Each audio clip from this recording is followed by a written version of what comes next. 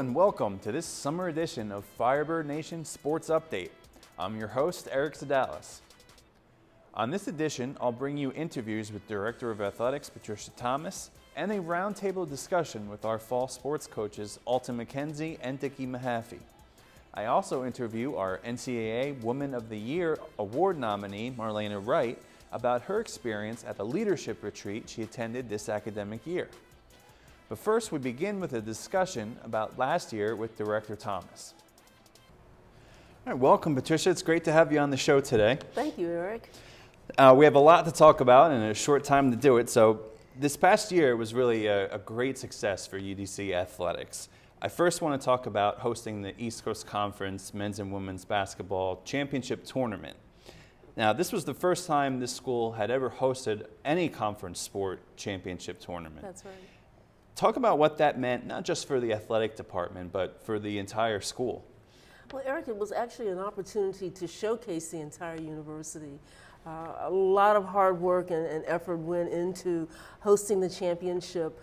But again, it was provided an opportunity to bring people onto our campus to expose not only the greater Washington community to the university itself, but our partners from the East Coast Conference as well. And so folks from New York and from all over were able to come and visit with us, and we were able to highlight the academic programs as well as our athletic program. That's right. And you know, we were lucky enough to have our women's basketball team reach the semifinals. Yes. And our men's basketball team actually prior that week got to host a quarterfinal matchup. That's right. That aside though, hosting the tournament was a great success for a multitude of reasons besides our teams playing in it. And could you elaborate on some of those reasons? Yeah, and again, it provided an opportunity to expose many different people from many segments to the university itself. We received many compliments from my colleagues, across the ECC and others. We were able to televise the championship, which again provided a broader exposure for the university. And again, it wasn't just about athletics. It was really about telling the story of the entire university and what we can offer young people in terms of an education. Yeah, that's great stuff.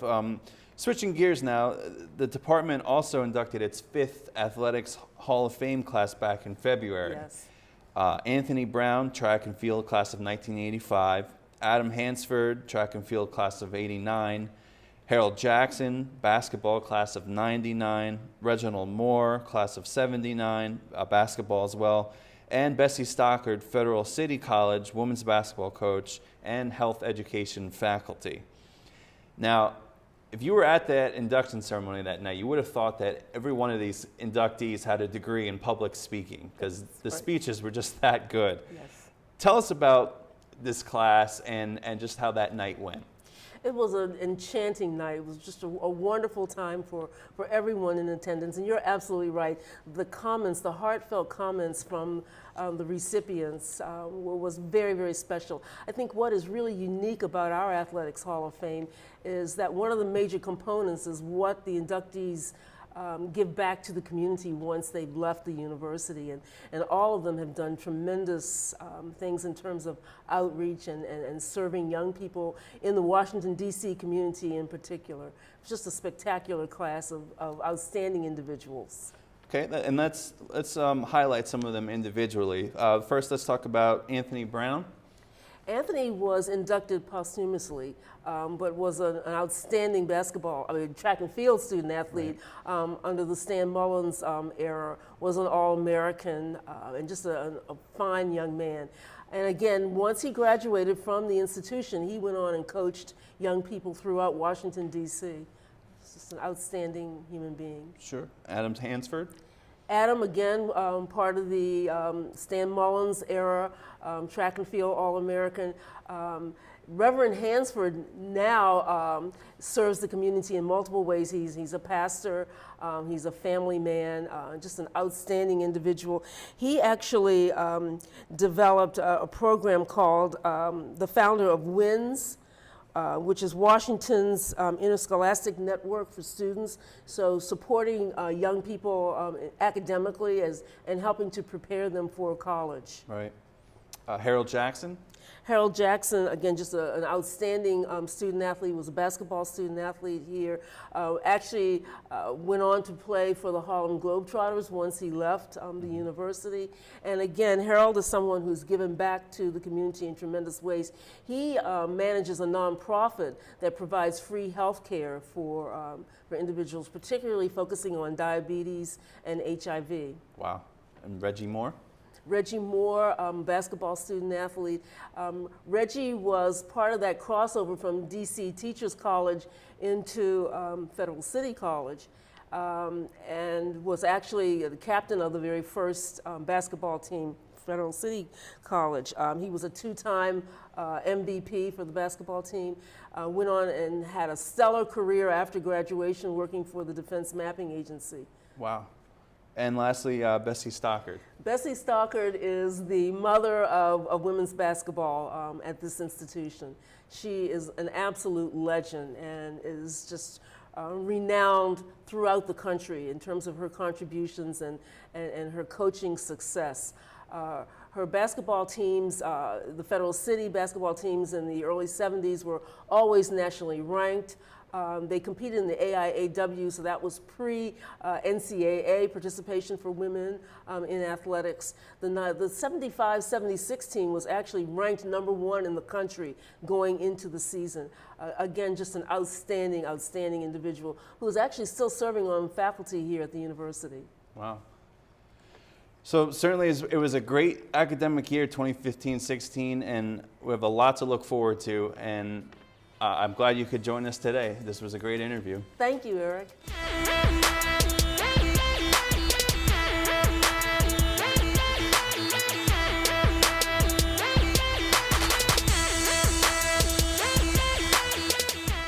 The fall season features our cross country, women's tennis, and men's soccer teams at UDC. I've recently sat down with 2 fall coaches to talk about last season and to find out what's in store this coming fall. I'm here with 2 of our fall sport head coaches, our men's and women's tennis head coach, Dickie Mahaffey, and our women's cross country and track and field head coach, Alton McKenzie. Guys, welcome to the show. Hey, thanks, Eric. Thanks for having us. First, I want to talk about last season, and we're going to start with you, Coach Mahaffey. Women's tennis team was 6-9 overall in 2015-16. Although you guys were 5-5 through the fall schedule before you played a very challenging slate of matches in the spring. Within conference play, you finished 5-2, and you qualified for the ECC tournament where you fell short in the semifinals versus Queens College. Give me your impression of how last season went. I was actually very pleased with how the season went. The ladies worked hard in training and competed very hard. As you stated, we did qualify for the conference championships and played a very tough match in the semifinals versus Queens College. But like I said, overall, very pleased with our accomplishments last season. Great. And now, every year you like to play a tough schedule in the spring. It usually includes some Division I schools and some regionally ranked Division II schools. Tell us why you do that. Well, specifically the Division I contests that we compete in, those are good challenging matches for our ladies to get back in. As you know, in the spring, early spring, there's not much activity for the women's team, so having those matches helps in preparation for the Division II matches that we play in region, in the East region. And then, like as you mentioned, the teams that we play in region are competitive as well. Right. And again, we're trying to qualify for national championships, and these are also the teams also trying to qualify as well. So one way or the other, we're either going to have to beat them now to get in, or we're not going to get in. So I mean, it is what it is, and I don't shy away from competitions. Right. Yeah. We welcome the challenge. Sure. Switching gears now, Coach McKenzie.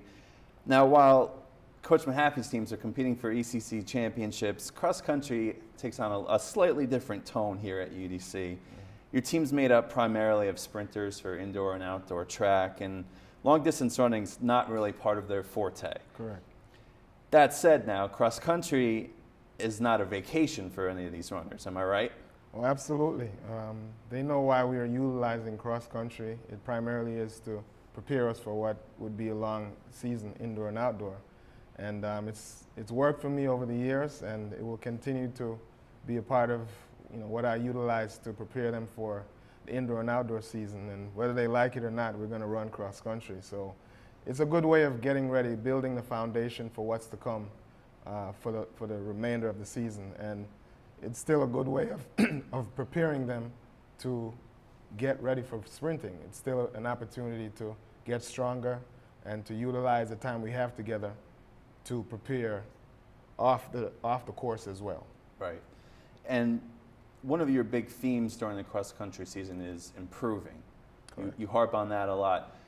Who did you see improve last year specifically, and how did you see that translate in the indoor and outdoor track and field seasons? Well, we've been led by a group of seniors. Last year, it was pretty much Simone Grant, Geraldine Benjamin, Marlena Wright. They were seniors last year that they've been around for a while and they've been successful previously, and they bought into the program after dealing with it freshman year, and they understood what it took to get us to where we needed to be at the end of the season. So the newcomers, have to adjust to a new system, new program, new environment. But those three were seniors who had always, understood what we were trying to do and why we ran cross country. And it's more of getting the newcomers to understand. And this year will be a major part of what, that transition will entail, because the seniors are gone, and I have more newcomers than returnees. Right. And so the goal is to ensure that they understand why we're doing what we're doing with cross country, and to realize that it will help us keep healthy throughout the year and also prepare us for a long season. We go from August and we don't end up finishing till May. Right, that's a long season. So it's a long year. We're going to talk about some of those newcomers, but I'm going to switch back to Coach Mahaffey here. Your program won the school's first ever ECC championship back in 2011. That's in any sport. Since then, you've returned to the postseason every year, only to run into one of the ECC powerhouses, Queens College or New York Institute of Technology. How do you go about trying to compete with those two teams each year? It's simple. The ladies sign up for tough competition. Nobody expects it to be easy, and nobody wants it to be easy necessarily. We work hard every day. We train hard.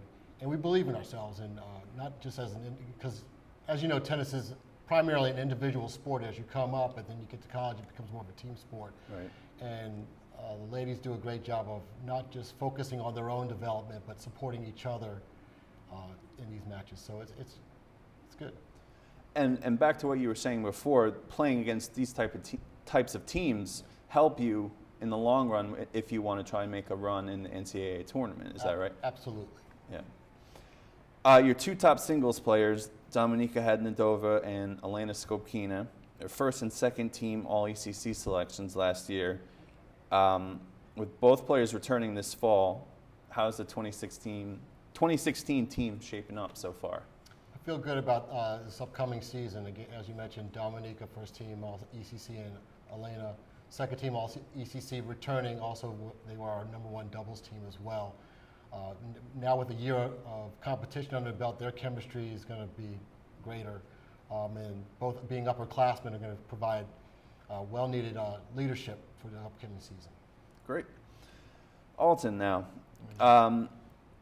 First, give us a rundown of your schedule and what meets you're looking to run next year. Well, speaking to cross country Yes. specifically, the ECC championship is, for me, the peak of our season, so to speak, and everything else is just preparation for that. You alluded to before, cross country is not necessarily the focus for us as a program. We're not a huge program, so we don't have folks that we're just looking at as cross country runners. They run cross country, but it really is a preparation for what's to come. So for the most part, we go to Delaware State early in the season, and also Maryland Eastern Shore through September. We run 3 meets in September, 2 at Delaware State, 1 at University of Maryland Eastern Shore. And October will be just maybe one other meet and preparing for the conference championships, which are in Rochester. So the goal is just to prepare for that. And in all honesty, it's not just looking at the big picture of cross country. I view cross country as the setup for what's to come for the rest of the year. So Obviously, we're going to compete during the cross-country season, but if we had a great cross-country season and indoor and outdoor were a disaster, then we would quickly forget what happened in the fall. Right. So it's really looking at the fall as building the foundation, and we've typically stayed off the very difficult courses because we don't have people who enjoy the sport of cross-country, but we're going to be prepared and ready to compete regardless of where we go. And Rochester is a pretty decent course. It's just that you never know, you might get snow. So we're going to be prepared for what's to come, and we're looking forward to having a successful cross-country season despite not having, you know, plethora of distance runners. But you never know, I might have some surprises up my sleeve. Speaking to those surprises, why don't you tell us about some of your newcomers? One of the things I've learned from some other coaches, I never call the names of freshmen, so I'm not going to give you any names just yet, but we have a big group of freshmen coming in. Some kids from New York, some kids from Jamaica, some kids from Brooklyn, from Queens. I'm just going to give you that tidbit and let you stay surprised for a bit. But the goal is to ensure that we have a diverse group. I'm not going to just have sprinters this year, and that might be a surprise to some folks. But we'll have one or two cross-country runners as well, so it might be in for a surprise. But they're young, so I don't want to put any pressure on incoming freshmen and not having known how they're going to adjust to being in college. So I just look forward to making sure they're prepared, and we'll have a few people to make a mark regardless of what season we're in. Great. All right, well, that about wraps things up for us. Thanks for joining me on the show today, and good luck in your fall seasons. Thank you. All right, thanks, Eric. Appreciate it.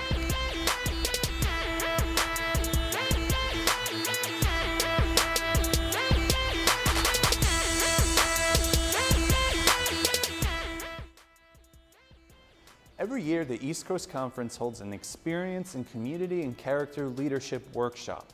This past year, UDC student athletes Marlena Wright and Drew Stewart attended, and Wright produced a highlight video. Here's an interview with Marlena Wright about that experience. Marlena, you're from the Bronx, New York. How did you find yourself here at University of the District of Columbia? I found myself here through my coach, Alton McKenzie. You know, he recruited me my senior year in high school.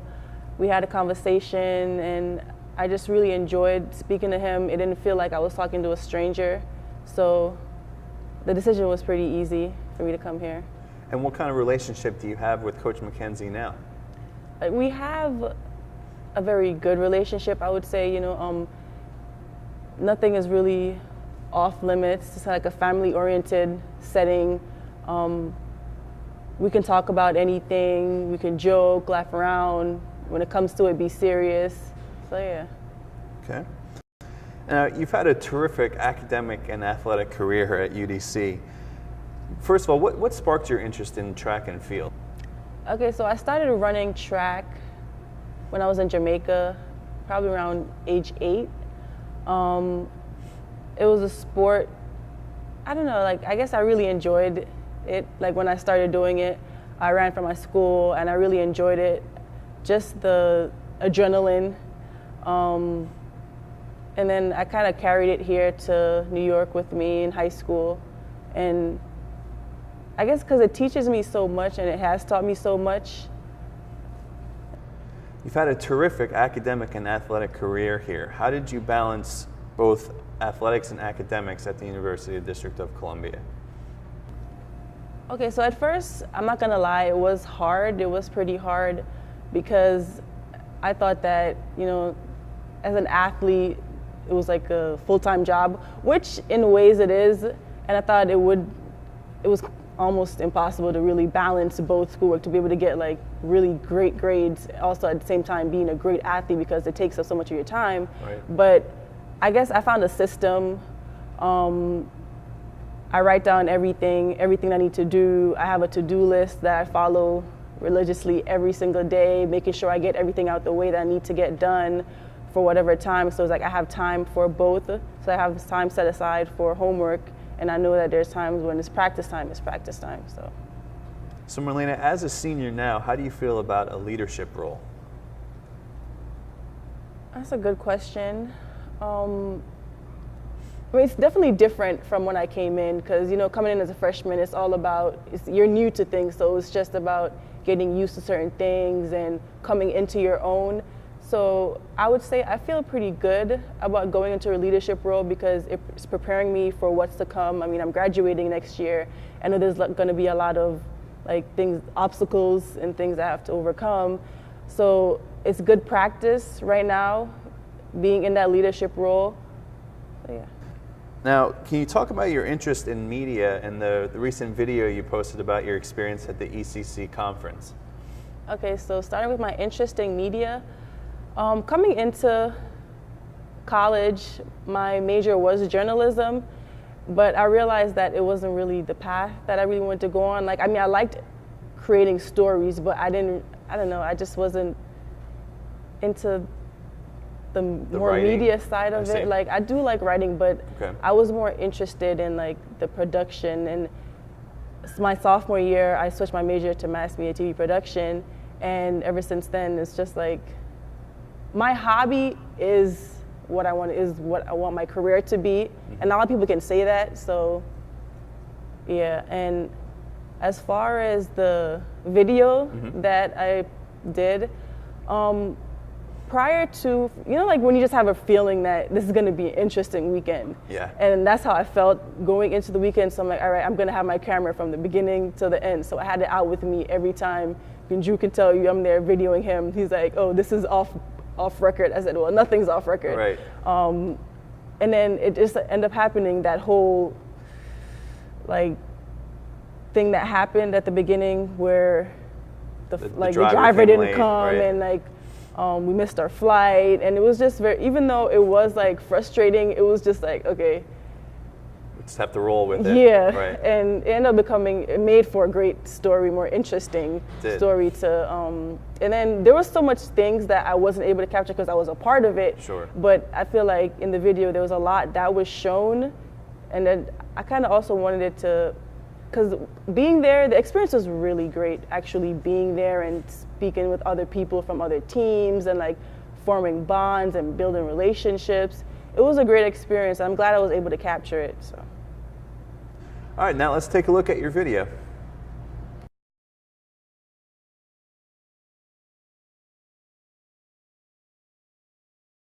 We've been waiting on this guy for almost 20 minutes. He is late. We didn't make our flight. That's it?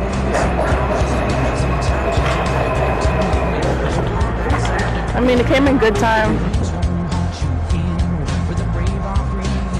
We'll never use this ticket.